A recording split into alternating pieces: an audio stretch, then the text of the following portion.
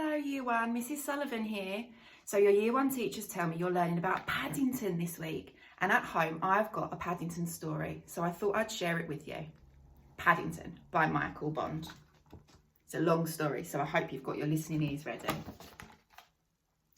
Mr and Mrs Brown first met Paddington on a railway platform. In fact, that was how he came to have such an unusual name. Paddington was named after the station. The Browns were waiting to meet their daughter Judy when Mr Brown noticed something small and furry near the left luggage office. It looks like a bear, he said. A bear? Repeated Mrs Brown. On Paddington Station? Oh, don't be silly, Henry. That can't be. But Mr Brown was right. It was sitting on an old leather suitcase marked "Wanted on Voyage." But as they drew near, it stood up and politely raised his hat. Good afternoon, it said. May I help you? Oh, it is very kind of you, said Mr Brown. But as a matter of fact, we were wondering if we could help you. Oh, you're a very small bear, said Mrs Brown. Where are you from? The bear looked around before replying. Darkest Peru. I'm not really supposed to be here at all. I'm a stowaway.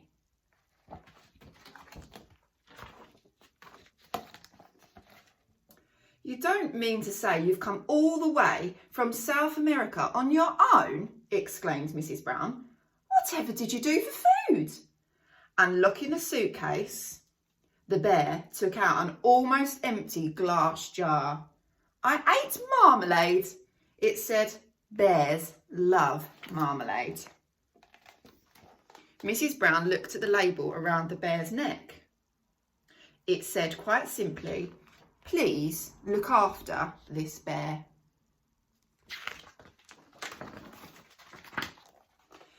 Oh, Henry, she cried, we can't leave him here all by himself. There's no knowing what might happen to him. Can't he come home and stay with us? Stay with us? Repeated Mr Brown, nervously. He looked down at the bear. Would you like that? He asked. That is, he asked hastily, if you have nothing else planned. Oh, yes, replied the bear. I would like that very much. I've nowhere else to go, and everyone seems in such a hurry.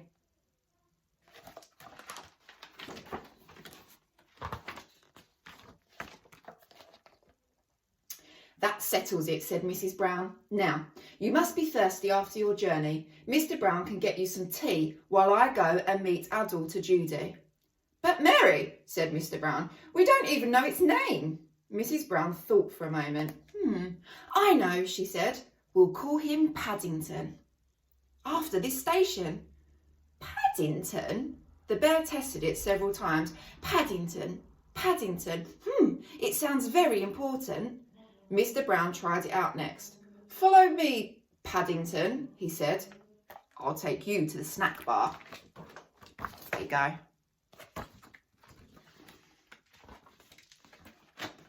Mr Brown was as good as his word. Paddington had never seen so many snacks on one tray, and he didn't know which to try first.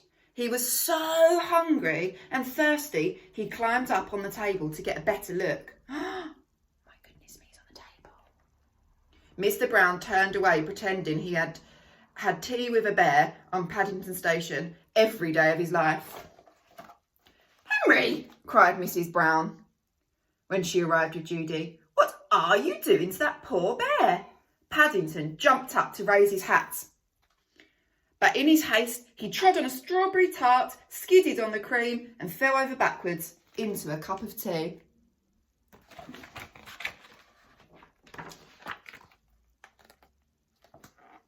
I think we'd better go before anything else happens, said Mr Brown. Judy took hold of Paddington's paw. Come along, she said.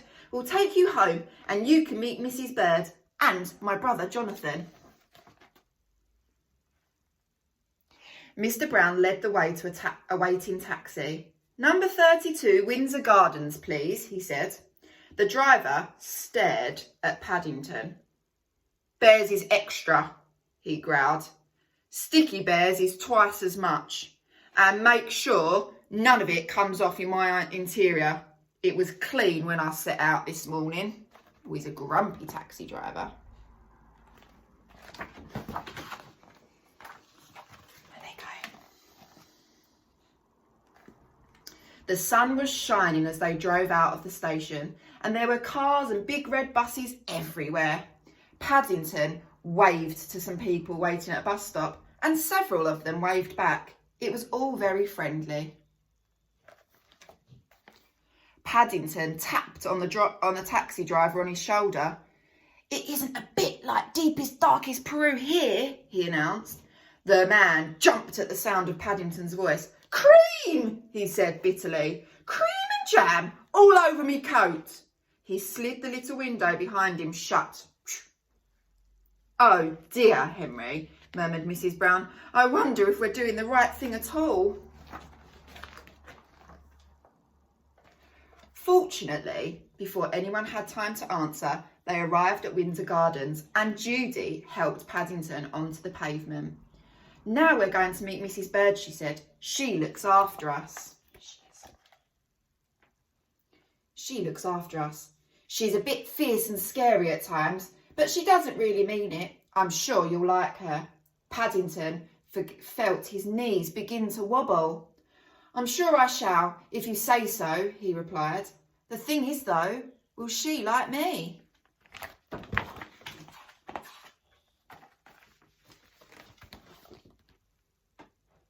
going to have a wash. Paddington had never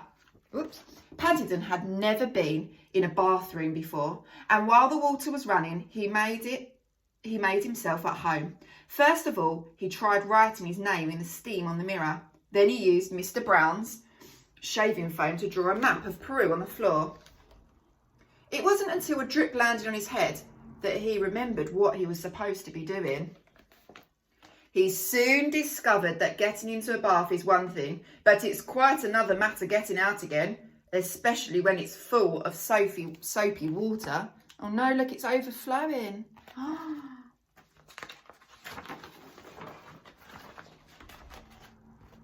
Paddington tried calling out, "Help! Help!" At first in a quiet voice, so as not to disturb anyone, then very, very loudly, "Help! Help!" When that didn't work, he began bawling the water out with his hat. But the hat had several holes in it, and his map of Peru soon turned into a sea of foam.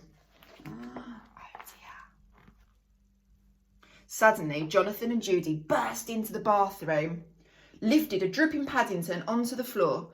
"Thank goodness you're all right," cried Judy. "We heard you calling out." "Fancy making such a mess," said Jonathan admiringly. "You should have pulled the plug out." "Oh," said Paddington. "I didn't think of that."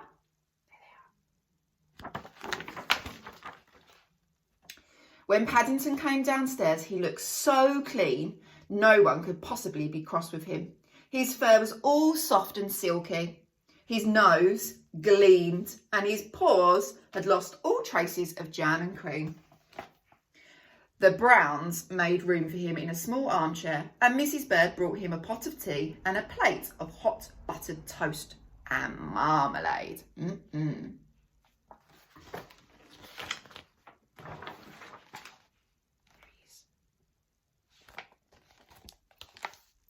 "Now," said Mrs Brown, "you must tell us all about yourself.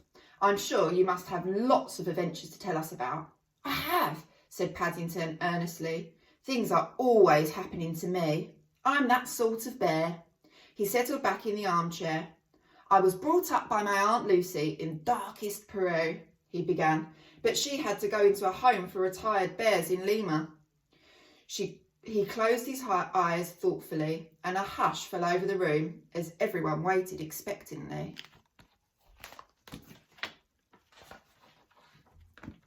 After a while, when nothing happened, they began to get restless. Mr Brown tried coughing, then he reached across and poked Paddington. "Well, I never," he said. "I do believe he's fallen fast asleep." "After all that's happened to him," said Mrs Brown, "is it any wonder?" He's exhausted. Poor Paddington. I hope you liked the story today of Paddington. That's the original story. Some of you may have seen the film that's a little bit different. There are lots of different stories all about Paddington. Maybe you can have a little look on YouTube or online and see if you can find any more. Hope you're all well. Speak to you soon. Bye.